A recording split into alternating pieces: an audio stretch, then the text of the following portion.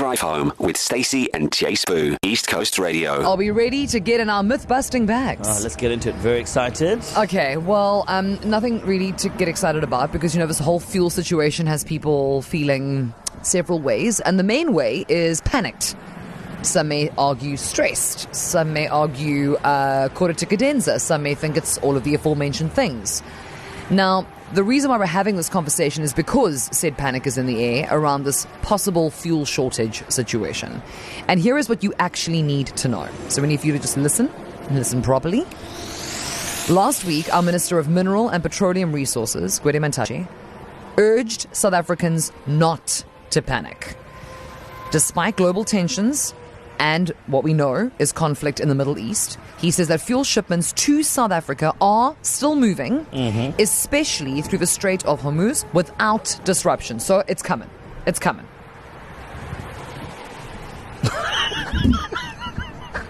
The way you said it's coming, I believe you, Stacey. It is coming. We don't have an issue with fuel coming into the country.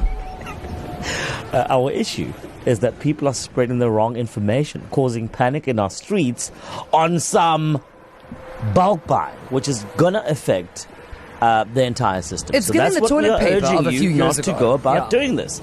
So, myth number one, we are not running out of fuel, just to correct. At least for now, right? Government says supply remains stable. However, here's where it gets real. While supply might be steady, prices are a different story. With the global oil markets under pressure, South Africans are still facing significant fuel price hikes in the next coming days, which might change the way that we live our lives. So we know we're going to get the stuff. But again, I reiterate, it is very reminiscent of the toilet paper during the looting. Yeah.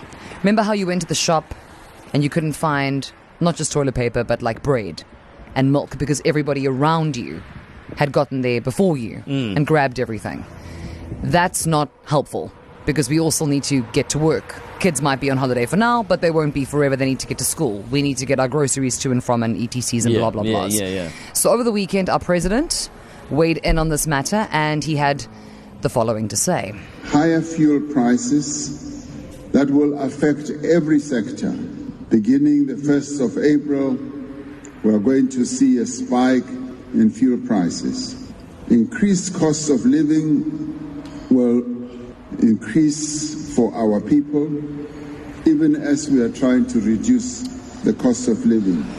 Yeah, guys, basically times ahead are going to be very tough, but that's a key distinction, right? Shortage versus price shock.